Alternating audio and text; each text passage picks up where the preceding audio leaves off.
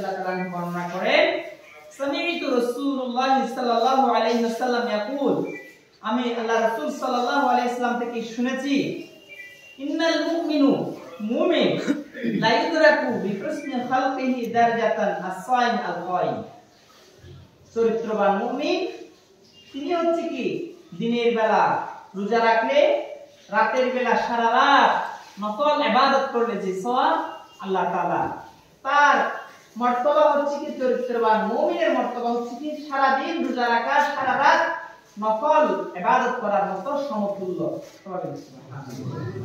ইসলাম সৎ চরিত্রের প্রতি অনেক গুরুত্ব দিয়েছেন।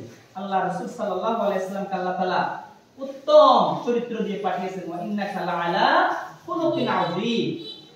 আল্লাহ তাআলা বলেন নিশ্চয়ই আপনি মহান চরিত্রের অধিকারী, মহান চরিত্রের উপর প্রতিষ্ঠিত।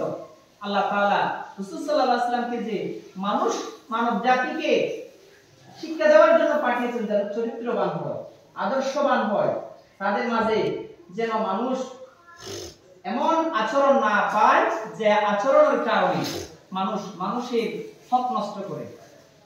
এই যে মুমিনের উপর যে হক, যে অধিকার, এই অধিকারগুলো আল্লাহ তাআলা আমাদেরকে রাসূল পাক সাল্লাল্লাহু আলাইহি ওয়াসাল্লাম হাদিসের মাধ্যমে জানিয়েছেন।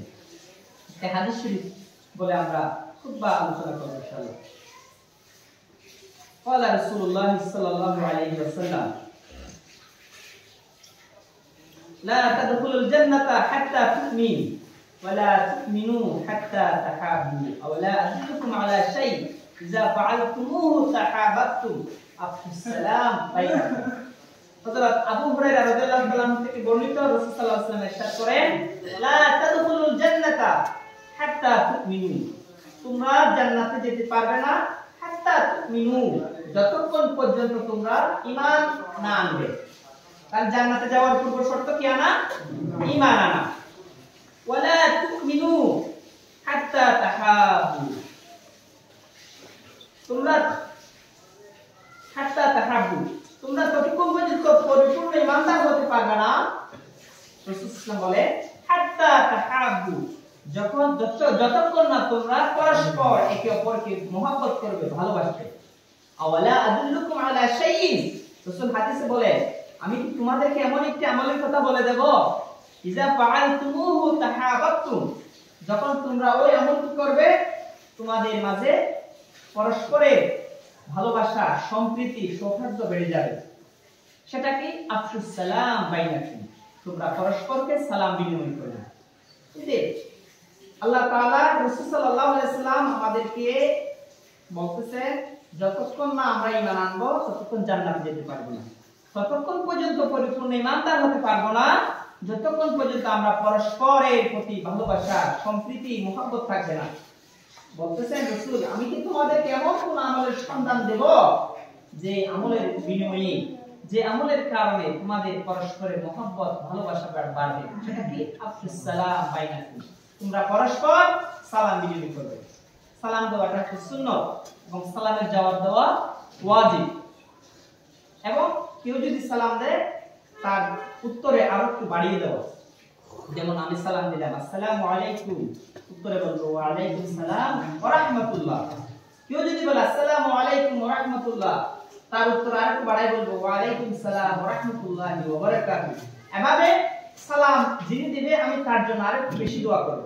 সালাম হচ্ছে এমন এক দোয়া যেটা সর্বাবস্থায়, সকাল সন্ধ্যা দিন রাত পার্থক্য নাই, এই সালামের মাধ্যমে আমরা পরস্পরকে অভিবাদন জানাই, পরস্পরের প্রতি সম্মান জানাই, আলোচনা করি, পরিচিত হই।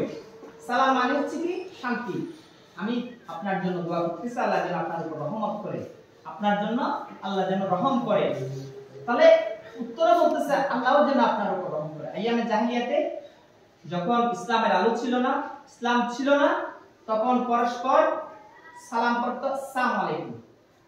সাম লাম ছিল না, তোমার মৃত্যু হোক, অর্থ হচ্ছে কি তোমার মৃত্যু হোক।